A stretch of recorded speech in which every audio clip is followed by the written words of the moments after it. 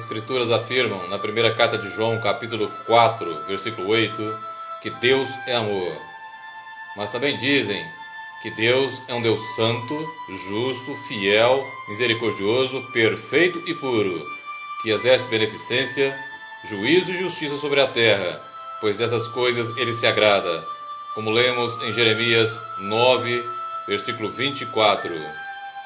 Elas também nos garantem, na carta aos Hebreus, capítulo 12, versículo 29, que Deus é um fogo consumidor e que reclama para si o direito de exercer vingança, de acordo com Romanos 12, 19 e Hebreus 10, versículo 30.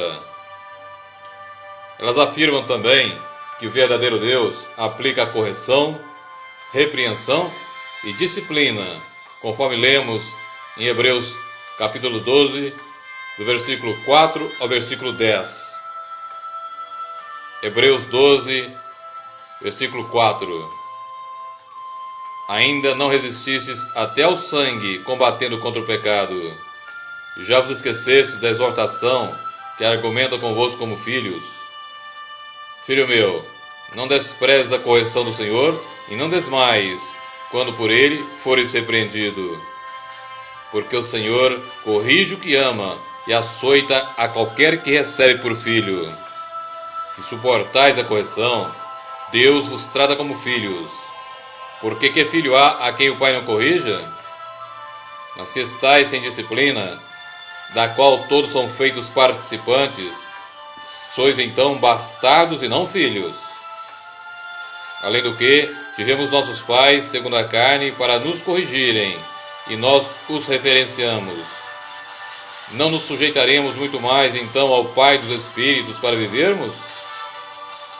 Porque aqueles, na verdade, por um pouco de tempo, nos corrigiam, como bem lhes parecia, mas este, para nosso proveito, para sermos participantes da sua santidade. Elas dizem mais sobre o verdadeiro Deus, quando declaram no Salmo 5, versículo 5, aborreces a todos que praticam a maldade. Portanto, Deus odeia tanto o pecado como o pecador. E no Salmo 7, versículo 11 e 12, nós lemos que Deus é um Deus que se ira todos os dias, e se o homem não se converter, ele o matará. Porém, atualmente, o mundo e os cristãos, em sua grande maioria, só se firmaram na declaração de que Deus é amor e criaram para si uma ideia totalmente errada do que seja essa afirmação, pois tem uma ideia inteiramente errada do que seja o amor e principalmente do que seja o amor de Deus. O amor de Deus se fundamenta em si mesmo, em sua perfeição, em sua pureza, santidade e justiça, e não em valores humanos, temporais, profanos, corruptos e falsos. É o homem tentando humanizar Deus e seus atributos, o que é totalmente errado. O amor de Deus não é tolerante com a iniquidade, não é tolerante com o pecado ou qualquer tipo de maldade, como o homem quer que seja, para que ele possa servi-lo e adorá-lo, ao mesmo tempo que vive na prática do pecado, servindo aos seus prazeres, à sua natureza pecaminosa, ao mundo e a Satanás. O homem criou uma falsa imagem, uma falsa ideia de Deus em sua mente e a adora, como quer, quando quer e da maneira que quer, sem se atentar que isto que ele criou nunca foi nem nunca será o verdadeiro Deus, que se revelou nas Sagradas Escrituras. O amor de Deus se baseia na verdade, na justiça e na santidade que Ele nos deu a conhecer em Sua Palavra. O Salmo 89, versículo 14 e o Salmo 97, versículo 2 nos revelam que a base do trono de Deus são o juízo e a justiça. Estudando a Palavra de Deus, nós vemos que há muito mais referências à indignação, ira e justiça de Deus do que à sua bondade e amabilidade. O Deus da Bíblia não é somente um Deus misericordioso, como muitos querem que seja, um Deus que mesmo que o homem não o queira, no final ele o perdoará e o levará para o céu. Não é isso que a palavra de Deus ensina, quer seja no Antigo ou no Novo Testamento. O amor de Deus, para ser perfeito como Deus é, e como todos os seus demais atributos são, tem que ser puro, tem que ser fiel, justo e santo. E nenhum dos atributos de Deus é mais perfeito que outro. E é o verdadeiro e santo Deus, que na carta aos Romanos, capítulo 12, versículo 19, e na carta aos Hebreus, capítulo 10, versículo 30, quando diz: minha é a vingança, eu recompensarei, que reclama para si o direito à vingança. Você já parou para pensar sobre isso? É o verdadeiro e único Deus que reclama para si o direito à vingança. Deus é também o Senhor da vingança, mas eu falo de uma vingança não como a nossa, que é pecadora e que é iníqua, e sim na perfeita e sagrada vingança, pois procede de Deus e é dele somente. É preciso também compreender que foi necessário que a sua justiça fosse satisfeita para que em Jesus ele perdoasse o pecado do homem.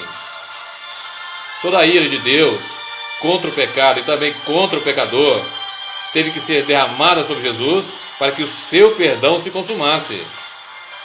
E não duvide, para que você ou eu sejamos perdoados, é necessário arrependimento.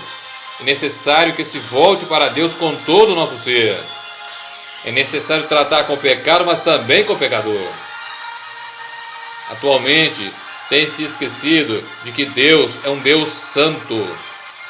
E nada do que é impuro, mau, perverso, corruptível ou iníquo tem como se chegar a Deus. A santidade de Deus simplesmente o destruiria. É por isso também que somos inúmeras vezes nas Escrituras chamados à santificação. Os nossos conceitos, seja de perfeição, pureza, justiça, santidade, estão infinitamente aquém dos conceitos de Deus. E o julgamento de Deus é conforme os seus padrões e não os nossos. Guarde isso. O julgamento se baseia na justiça dele e não na justiça humana. Basta ler os capítulos 5, 6 e 7 do Evangelho de Mateus, que veremos como a justiça de Deus é perfeita e como é infinitamente maior e mais alta do que a nossa. Veja o que nos diz Isaías, capítulo 55, versículos 8 e 9. Porque os meus pensamentos não são os vossos pensamentos, nem os vossos caminhos, os meus caminhos, diz o Senhor. Porque assim como os céus são mais altos do que a terra, assim são os meus caminhos, mais altos que os vossos caminhos, e os meus pensamentos, mais altos do que os vossos pensamentos. Veja também como o Altíssimo Deus fala sobre a sua ira, sobre sua vingança, sobre a sua sobre a sua justiça e juízo. Em Deuteronômio 32, do versículo 39 ao 41. É Deus falando. Vede agora que eu sou, e mais nenhum Deus comigo. Eu mato e eu faço viver. Eu firo e eu saro. E ninguém há que escape da minha mão. Porque levantarei a minha mão aos céus e direi: eu vivo para sempre. Se eu afiar a minha espada reluzente e travar do juízo a minha mão, farei tornar a vingança sobre os meus adversários e recompensarei os meus aborrecedores. E o Senhor Jesus, em seu Evangelho, nos ensina algo por demais importante nos dias atuais e que tem sido terrivelmente deixado de lado, principalmente pela igreja. A quem devemos temer? Evangelho de Lucas, capítulo 12, versículos 4 e 5. É Jesus falando. E digo-vos, amigos meus, não temais os que matam o corpo e depois não tem mais o que fazer. Mas eu vos mostrarei a quem deveis temer. Temei aquele que depois de matar tem poder para lançar no inferno. Sim, vos digo, a esse temei. Temer, portanto, a Deus e não ao homem. E na carta aos Romanos, capítulo 11, versículo 22, as Escrituras nos dão uma séria advertência quando dizem: considera, pois, a bondade e a severidade de Deus. Para com os que caíram, severidade, mas para contigo a bondade de Deus, se permaneceres nela. De outra maneira, também tu serás cortado. Repito, Romanos 11, 22. Considera, pois, a bondade e a severidade de Deus. Para com os que caíram, severidade, mas para contigo a bondade de Deus, se permaneceres nela. De outra maneira, também tu serás cortado. De fato, o verdadeiro Deus é amor, mas é também um fogo consumidor.